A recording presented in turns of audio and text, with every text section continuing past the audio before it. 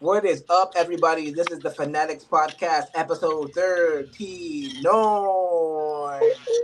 Let's Yes, sir. go. We got the full crew today. I'm Damien. You guys already know it's Dylan. Frank. And I'm Jack. And we're back. Let's Welcome go. back. Time to do this. So, let's start off with NBA. The trades, the offseason, everything has been a whirlwind. What is your favorite move so far? Dylan. Honestly, what caught my eye right off the bat was Cam Johnson to Denver, Nice choice. That's a which great choice. which was kind of crazy. They got Pope for Johnson. I don't know.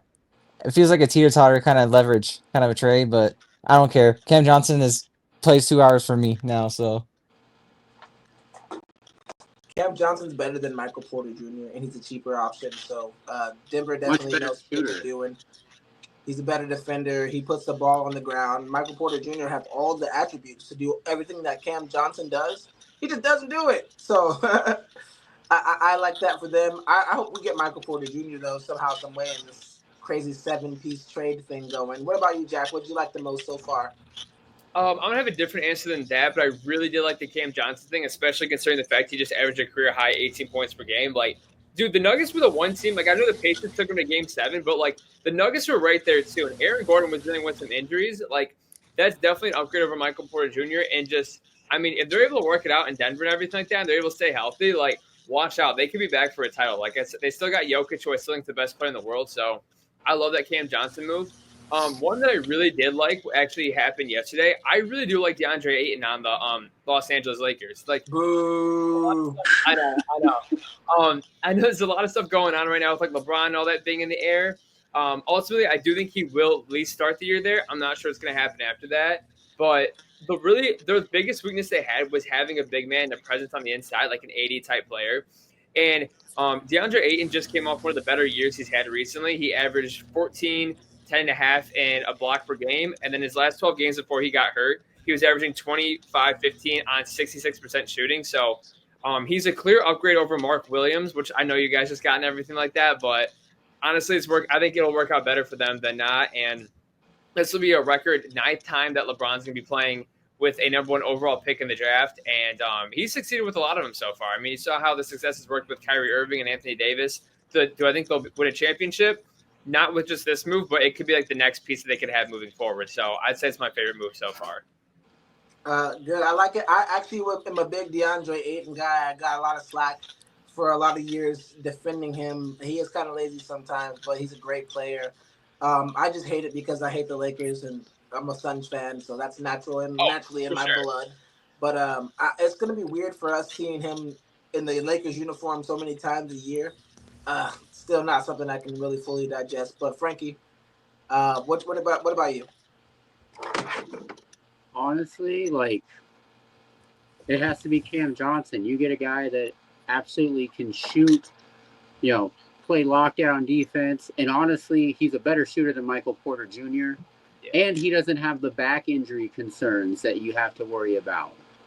Not to mention, it's just like he's already played in big games. He's played in the NBA Finals with the Suns. So, and they were the one team that pushed the Thunder the most outside of Indiana in the entire playoffs.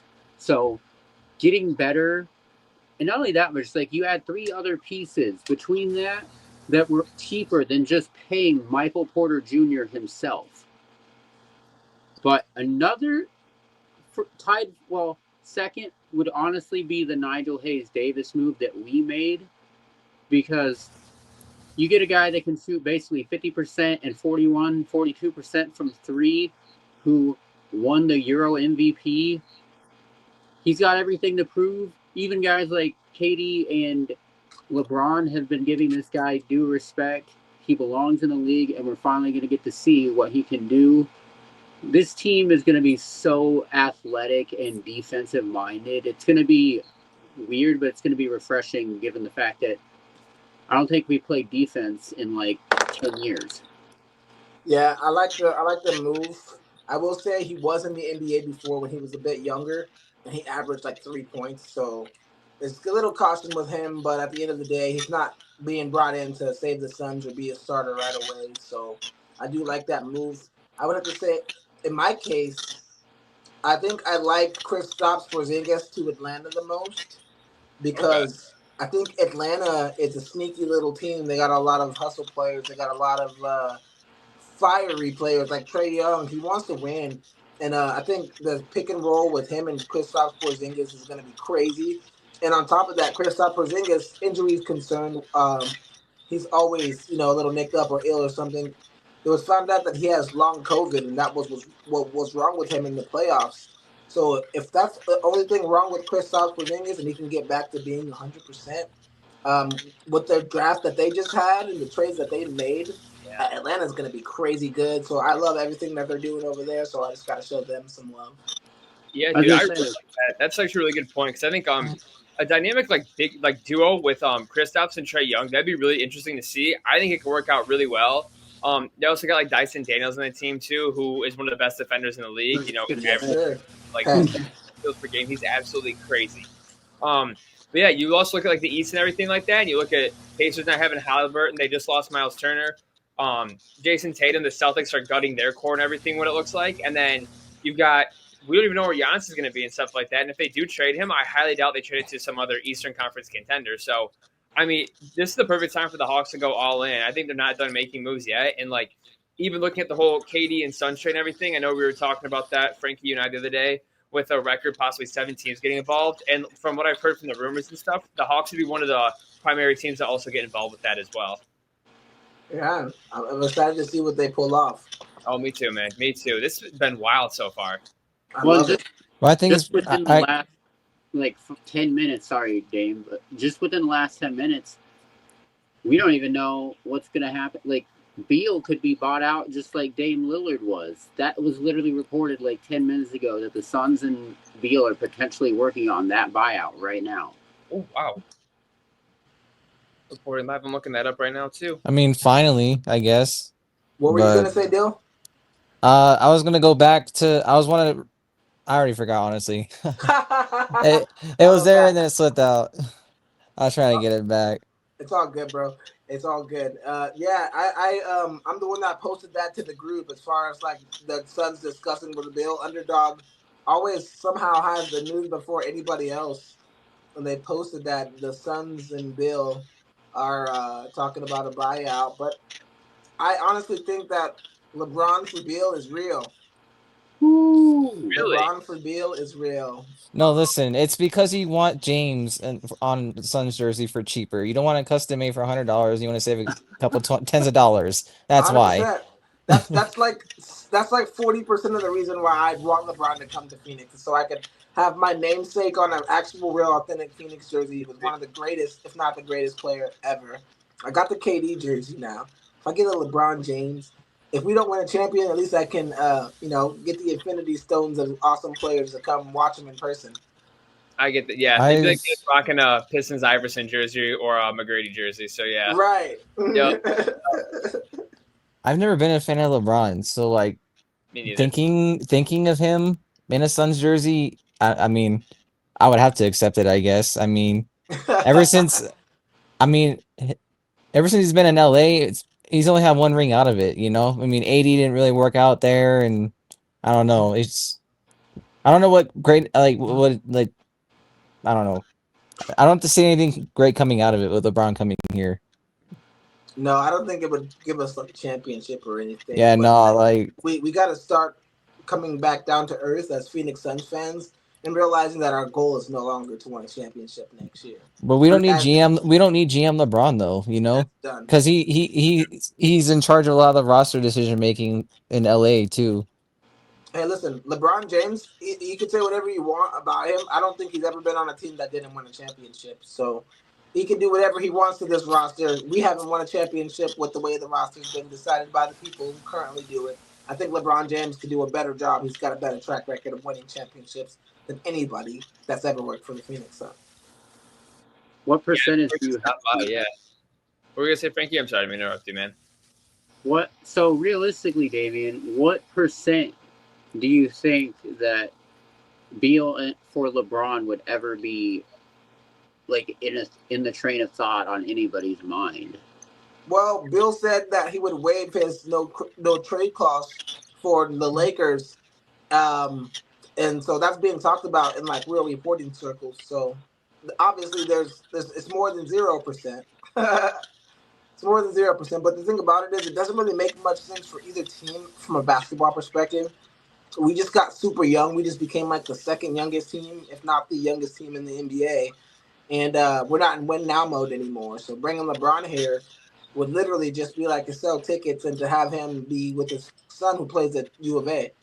You know, that would be the motivation, like for the Ishbia to say, hey, maybe he can be a point guard if we stick enough around him. He can teach Book and them what they need to know for the next year. After that, I don't know. We're not winning no matter who we get next year because just look at the way teams are loading up. And the Wolves are part of the 7-team trade thing too. If the Wolves get any better and the Warriors get any better and the Nuggets get any better, what are the Suns going to do with their current rosters? You know what I mean? What would his interest be in Phoenix though? Just Bryce playing in Tucson? That's it. He really loves his Suns. If you haven't noticed, what about Phoenix right now though? Compared If you to look- all the other teams he really loves his Suns, dude. on the current, we're on a youth movement right now. We're just gonna add a literal old man to the roster right now. Is he 40 Yeah, that's what I'm yet? saying. It Like, doesn't make sense for us. it doesn't make sense. And I it's don't funny think he'll end there because like just reports were saying and stuff that like he wants to play on a championship contending roster, and that'd be the reason he'd want to leave LA was because he would believe that they wouldn't have a championship competing roster. And at least with the moves and everything the Suns have made now, like you guys said, like it's clear like they're not competing for a championship this year. So I don't see him going there. I feel like the more so like realistic route for him to go somewhere that he'd be interested would probably be somewhere like a Dallas, like a New York, somewhere with like a win now type. I even heard rumors of them possibly like maybe even like Houston potentially, but I mean Listen, that'd be wild. I feel like Jack, you want to cut your entire young core. He's not going to Houston.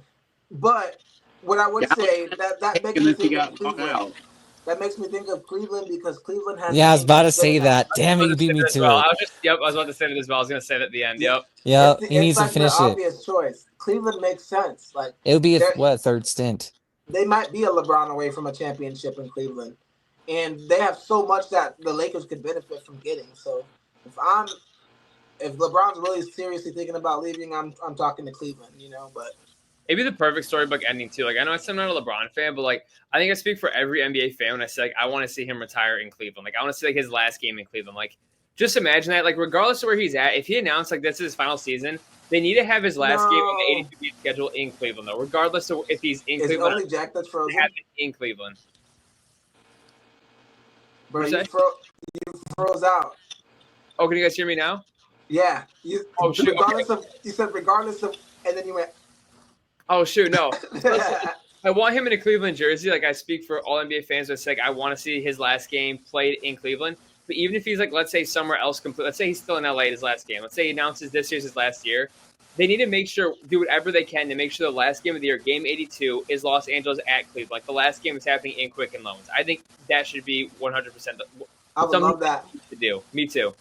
I'm not even I guess now I'm a LeBron fan, but I started off as someone that didn't like LeBron, but it was purely basketball. You know, I was a big Celtics, like I'm a Suns Celtics fan. So how are you Celtics fan? Dang. Like I don't claim being a Celtics fan because I'm like a Rajon Rondo, Kevin Garnett, so underrated, man. That team fan.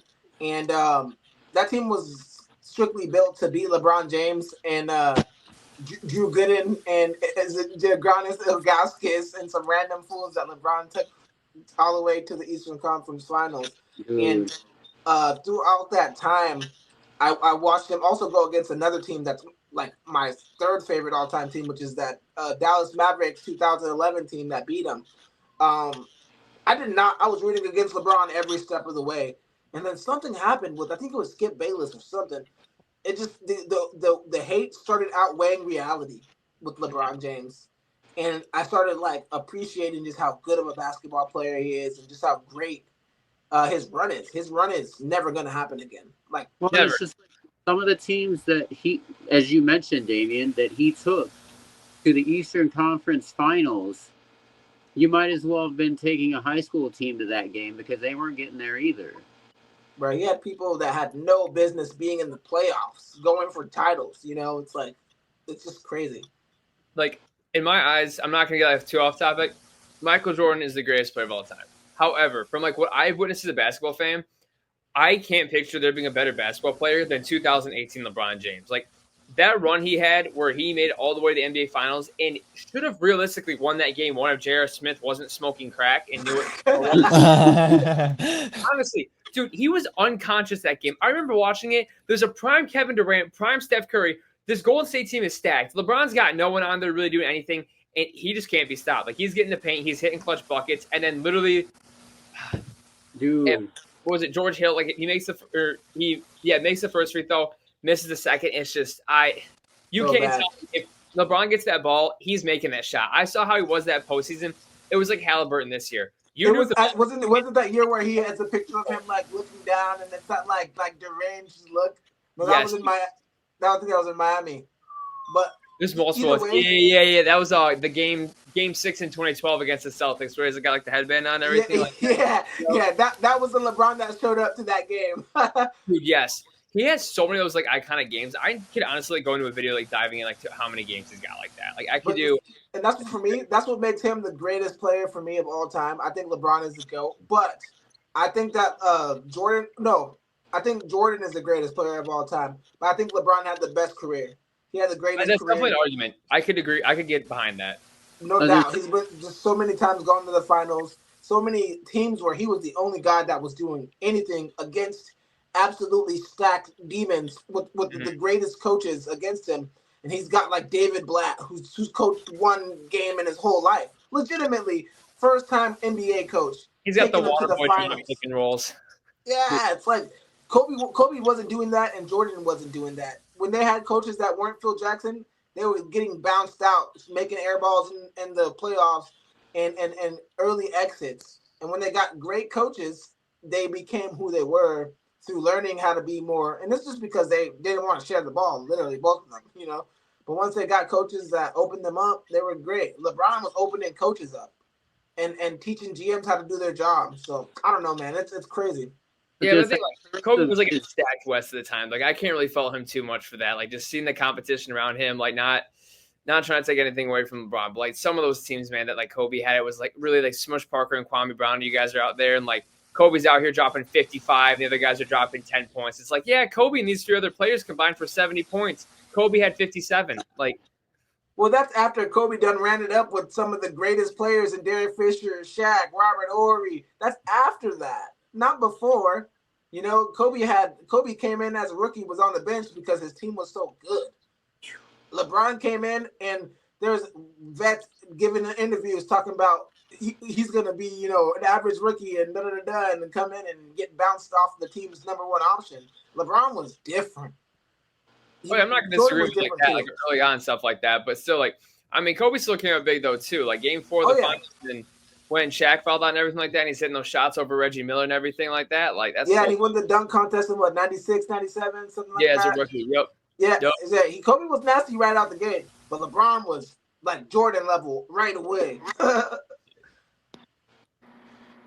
That's a good debate though. I love talking LeBron with people. Oh yeah, we could do a whole. I could do a whole entire podcast. Regardless of what you think in the greatest of all time debate, in terms of age and consistency, as much as I'll pick LeBron Jordan as the greatest of all time, LeBron is the most consistent athlete of all time. For sure, dude. What's going on over there? No debate. Did anybody else hear that like static wave? Yes, I can hear that. Yeah. Yeah. Is it going on when I talk, or is it like? It's there with everyone. Like, there it goes. I almost thought it might be the hydro bed at work. No, it's not on right now. Whatever it may be, it's all good.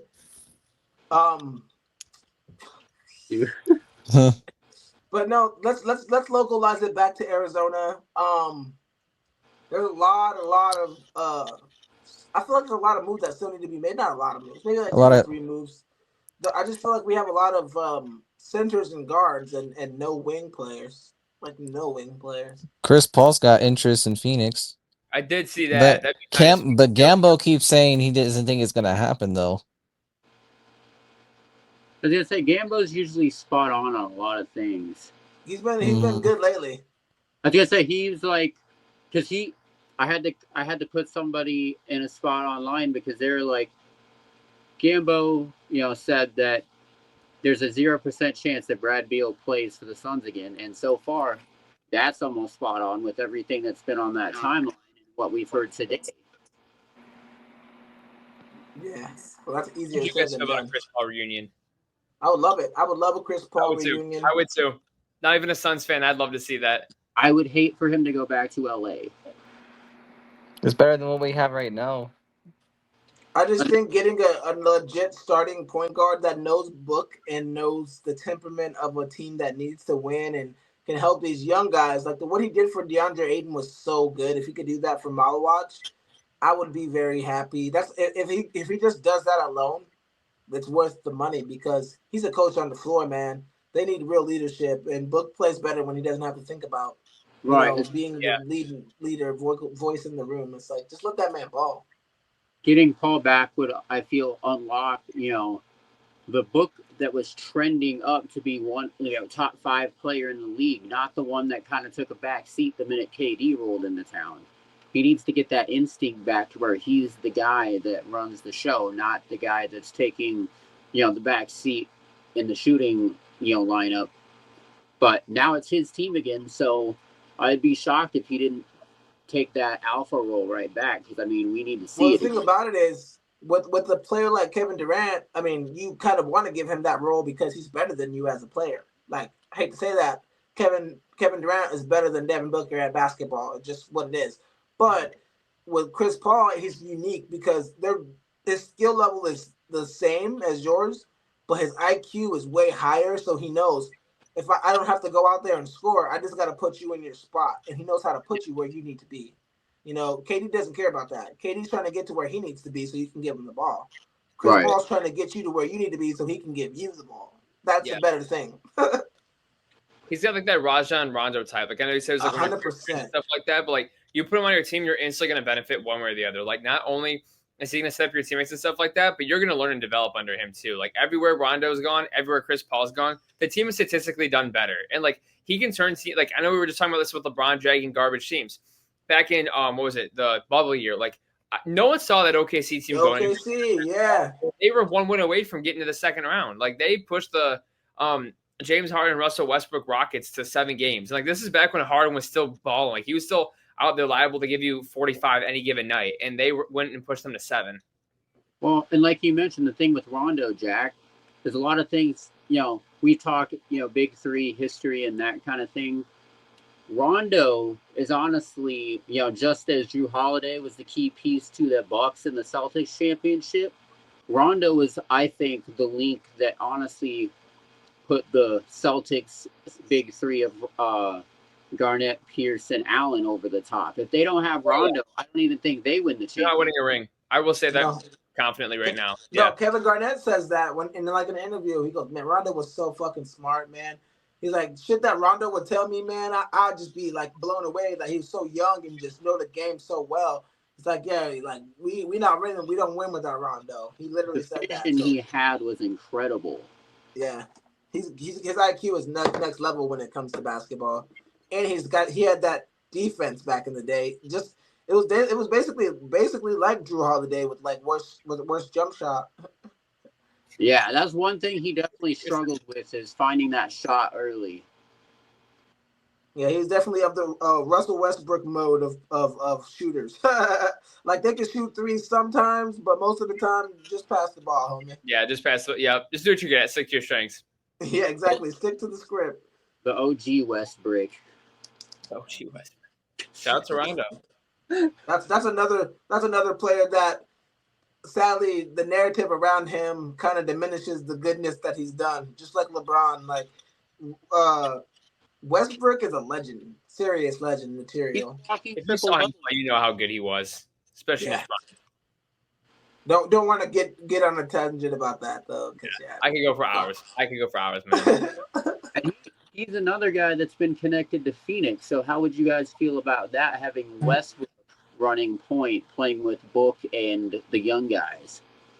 I'm not as in love with it as when we had KD, because like, at this point, Devin Booker's the only shooter. I feel like we need more shooters.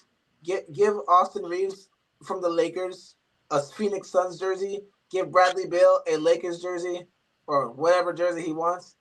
And find a way in that 7-deal trade to make Austin Reeves ours and get rid of a couple guards. And the thing that I like about Austin Reeves is you can also play him at small forward. Yeah, I mean, if you want to, for sure. Like you don't.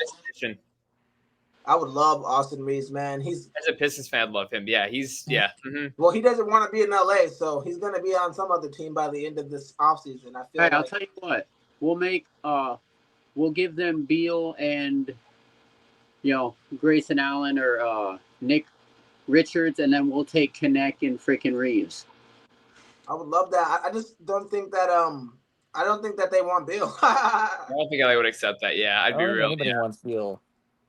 Bill's the only thing holding us back right now. Yeah. Well, we might have some end in sight.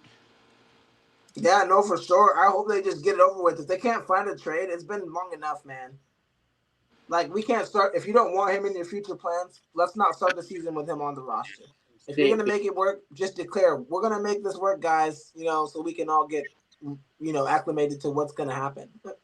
Well, not only that, but it's just like if you it's been suggested that you let him sit and then make him upset. But then if you do that, other guys in the future are looking at that as like, man, I don't want to go there. So you got to do.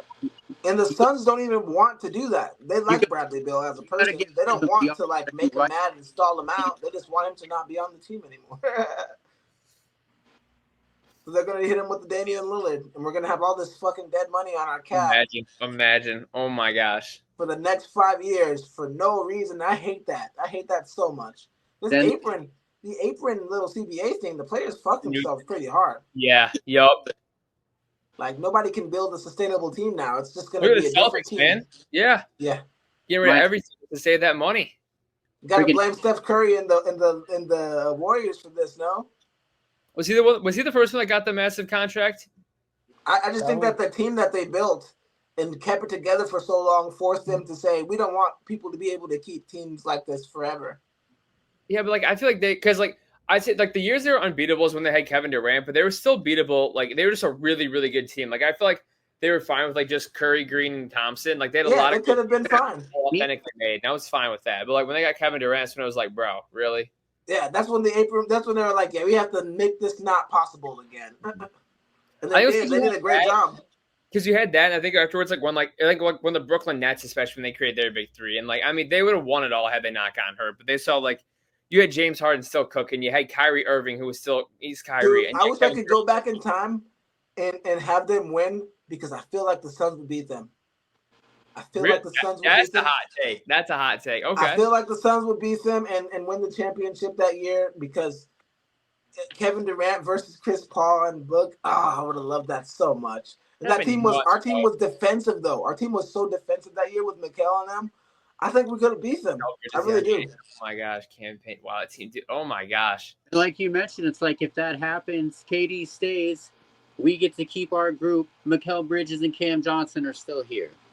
Right. Mm-hmm. Alternate timeline where the Suns have a chip and we can all stop being made fun of for not having any rings. You guys could be 1 away. Wow. Shoot, I wish I could go back in time for the World Series too. That might be a good video for me to make. Alternate universe 2021 finals or 2020 finals or whatever. That would draw, if you especially had the prediction that you're like, hey, the Suns would have won against the Nets, that would draw a lot of viewership, because people would be like, that's like a hot take. I like it, though. Map out the matchups and the coaching strategies and whatnot. Yeah, that would be a good little format. At the end of the day, man. Thank you, Jack. Of course, you gave me a little idea. A little idea. Inspiration.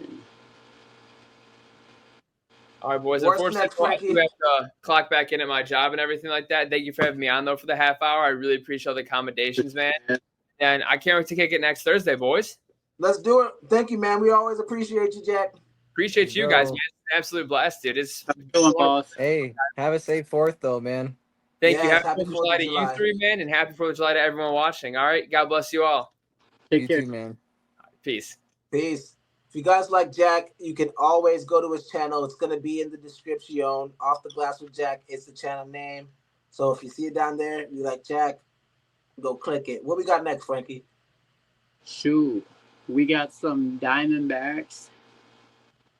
The How we D-backs. about them right now? The We're D-Bags. 43. Woo! Did you guys see the little spark post that I made in the Arizona Sports Fanatics group about Suarez? I swear, Yeah.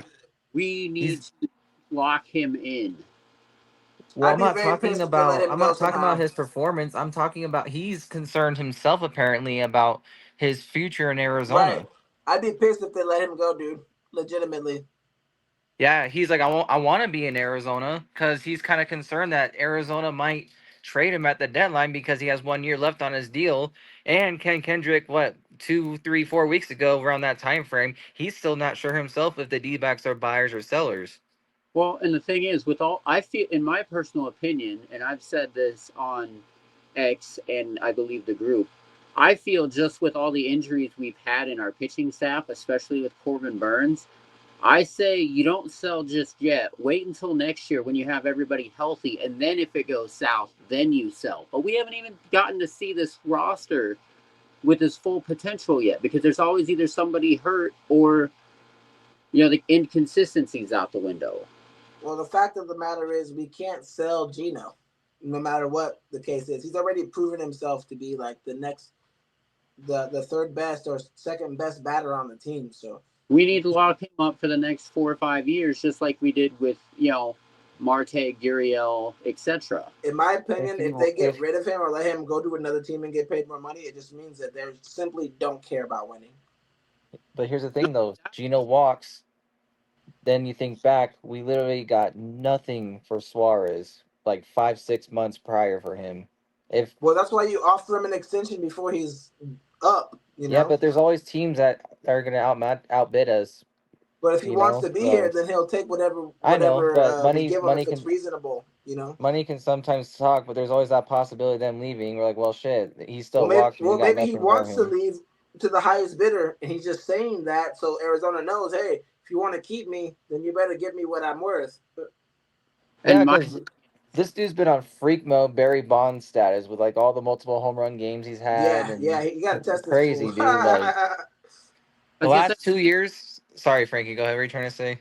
no, you're good. But it's just like you guys were going off of his stat line. Like, we're not even to the All-Star break yet, and he has 26 home runs and 69 RBIs. 69. Yeah, he's kept this pace since last year after the All-Star break, and he has not cooled down since. And He's it's been crazy.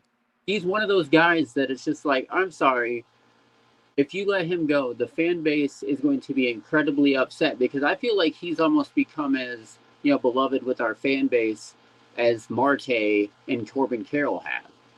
Yeah, I value him just as much as I value those guys. Maybe not as much, but almost just as much for sure. Because if you look back on it, Cattell got what 6 year extension. Same with Carroll.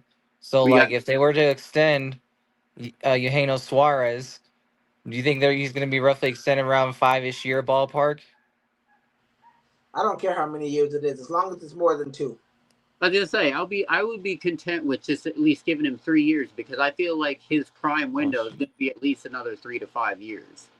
Yeah, as long as we give him 2-3 years and he can be happy with that, we have our window. We have a window, So as long as the window stays open, stays good, and Gino's still a Diamondback, those things would make me happy. The pitching is where we really need Yeah. to buyers, but we can't just get a pitcher for no reason. You gotta give something up, right? Oh yeah. So that's what we gotta focus on because if we can just get our pitching down, we can beat anybody. I know I keep saying that, but it's true.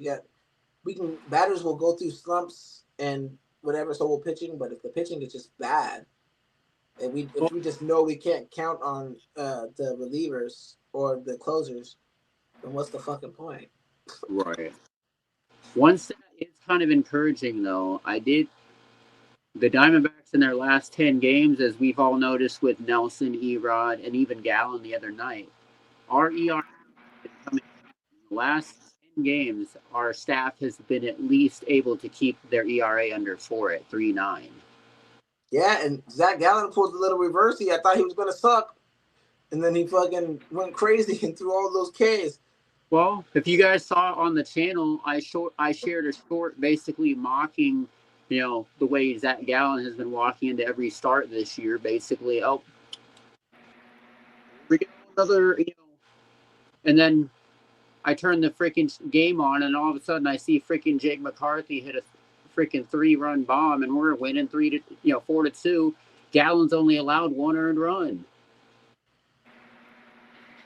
I was very happy with that. Yeah. Here's my job. I had him for 8 strikeouts in a parlay that day because I knew he was gonna bust out, and I hit it. I hit that parlay.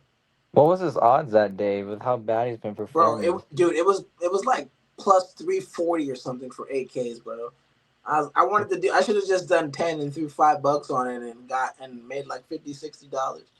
Because that's how bad the odds were, or good the odds were, I should say. I don't know if this is a hot take or what, mind you, but I feel like if we can get the Zach Gallen we got 2 nights ago the rest of the way, I feel like this team, even if we don't make a move at the deadline, we still have enough players that if Zach Gallen can get on track and we get something out of our bullpen, we can still make the playoffs by the end of the year.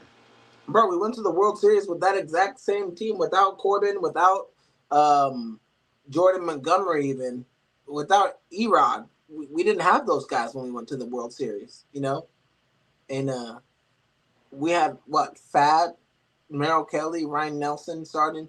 So I think we got the pieces, and they just got to play like they were playing that year. Everybody was just on fire, Well, shoot, we got the pieces. The last couple starts for both Nelson and Erod have been absolutely, stellar, especially seeing Nelson get his confidence back. He could be one of the key guys that we, rely on going deeper into the season. For sure. No, for sure. Both of those guys, that's what they're there for. They have to step up, especially now that we know we're not getting any work from Corbin Burns at all anymore for the rest of the season, and Justin Martinez and AJ Puck. So we're bringing guys in off off other teams' minor league systems, plugging them into the game, and they're still allowing runs, as we saw with freaking Jake Woodford last night. Just brought him in freaking from the Cubs a day earlier. I'm gonna say this one more time. Trevor Bauer. Just kidding. Don't cancel me. Dude. But at this point, dude, I'm like, yo, is there a reason why we can't get this guy? Because we drafted him. Shit, if somebody's going to take the L for bringing him back, it might as well be us, right? Just imagine he comes back and just fucking strikes everyone out, just out of vengeance. Dude, I would just love to see him lock down the Dodgers. That would be great. He would fucking definitely play with a chip on his shoulders every game. But good luck, man. That's Shohei out there, buddy. The best guy in the whole league. Dude. I despise the Dodgers. His name wasn't a walking, oil fire. You know what, though? I could bet that me and Shohei would bet. No, I'm just kidding. Shohei doesn't bet. Are you his new translator? Yes. I put all his fan duels in for him, and if we get caught, I go down. That's the deal. He said, I'm going to go out there tonight. I'm going to get 9Ks. Put $500,000 on it. Jesus Christ. Just imagine that, dude. That's insane. They won't even let you put that much money on there, but still, just think about it. What? Just being that rich and still deciding that you want to risk your career to gamble. That's a real addiction right there. That's absolutely, I mean, I guess I would I guess I don't understand because I don't have that kind of money to drop on a bet per se, but it's just like, if I had that kind of money, like I wouldn't even feel the need to be involved in gambling anyway. But I mean, that might just be my personal opinion. Now that I'm a gambler, I disagree. But before I was a gambler, that's how I felt. Like, I already have enough money. Why would I gamble? You know. But ever since I tasted the sweet nectar of gambling, I'm just gonna throw thousands of dollars in the fire pit for no reason. Love doing that. That's basically what it is. I tell you what, I would love to take an over under on whether the Diamondbacks will make a move or not by the deadline. But like you mentioned, the only piece we really need to worry about is bringing in some reliever, and we don't need to keep bringing in retreads or guys off the street. Like, we could potentially need to give up one of our, mini outfield prospects for a legit closer or, reliever that we can convert to at least, because any given night we've seen all year, doesn't matter. One night a guy gets hot, strikes everybody out. Next night he loses and blows the game. We have 15 saves. We need somebody to come in. And we do. I don't care if it means losing, one of our extra prospects, because we are thin in pitching prospects. Facts. Speaking of gambling, I was gambling on the Dodgers the other day, and I gambled for them to win the game, and they were in a situation where the pitcher could have blown the save at the very end, but he didn't do it. He actually went in there and struck everyone out very quickly, got them out of there, and ended the game. I was like, that's a possibility. That actually is a thing that could happen, because I'm just so traumatized from seeing the Diamondbacks blow it each and every time they get in that situation. Like, dude, all you need to do is just get 2 more outs, and the game is over. You guys can win and go home. The Diamondbacks are like, no, man, we have to let them score. Why? Sorry. Dude. It's been so, like, I feel like it's been at least 2 or 3 years since we've had a legit, like, closer. I don't even remember the last time we've had a closer. Was it Rodney?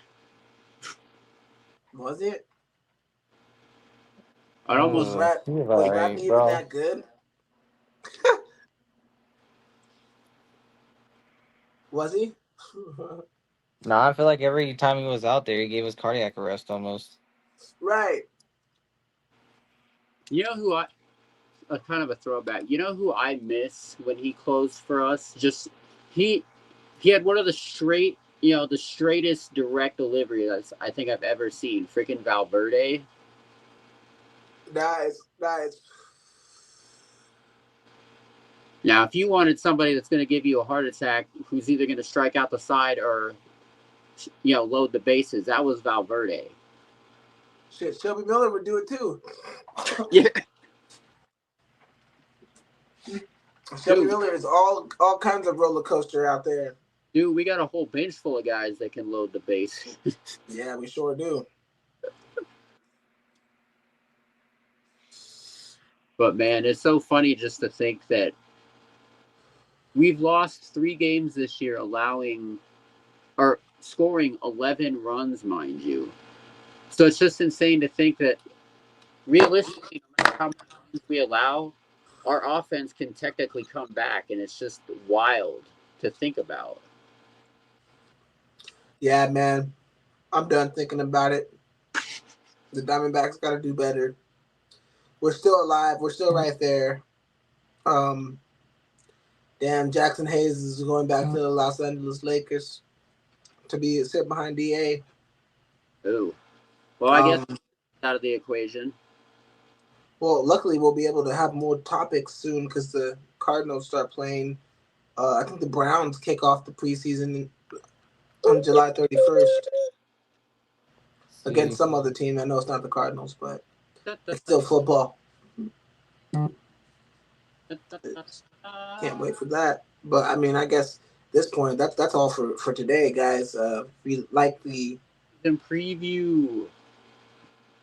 If you like the podcast, wait, you got more? A shorter week. Spencer Torkelson fucked my Nerfy bet. So Turk bomb. yeah. That I'm telling you, sucks. that's literally it's like my first one of my legs always fucking fails, but the rest hit. That's just how it's been going lately. I So. hate that. And it's always by the homer, dude. Always. This season, it's always. Yeah, it's crazy. I used to be on heaters with Nerfies the last 2 seasons, but this season I Yeah, can't get it Nerfy right. King. So. Well, if you want to see more distressed betting outcomes, they will always be on this show because it's either me or him are going to give it to you. So everything that you want and need to know more about the group that we run on Facebook that you can join and interact with other Arizona sports fans, the merch that we have for our podcast, Jack's podcast, and any other way to get in touch with us on any other social media will be in the description sheet on. So thank you guys. We love you. And please like, share, and subscribe because it helps the podcast grow.